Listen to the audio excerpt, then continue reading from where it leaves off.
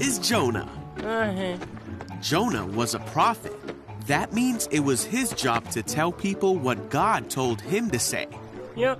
One day, God told Jonah to go to Nineveh because the people of Nineveh were doing bad things. But instead, Jonah ran away. Where are you, please? And went to the port to board a ship, going the other way. He was hoping to get away from God. He sailed for a place called Tarshish.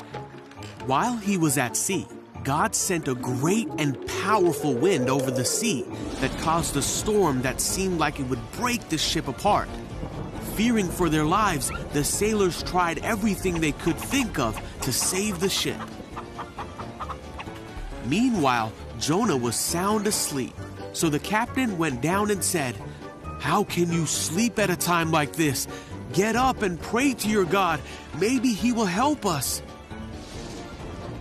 Then the crew figured out that Jonah was the reason for the storm. And they asked him, "Who are you? Why is this happening to us?" Jonah told them who he was and that he worshipped the one true God who made the sea. Then he told the sailors to throw him in the sea so the storm would stop. No, why? The sailors still tried to escape the storm, but it was no use. So they asked God for forgiveness and threw Jonah into the sea. The storm stopped at once. Whoa! The sailors were amazed at God's power and they vowed to serve him. Now God sent a great fish to swallow Jonah. Great. And Jonah was inside the fish for 3 days and nights.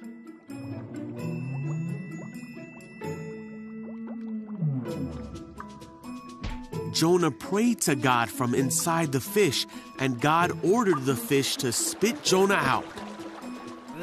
Yuck. God told Jonah again to go to the city of Nineveh to tell them what God had said about them. I get it. This time, Jonah obeyed God and went to Nineveh to deliver God's message.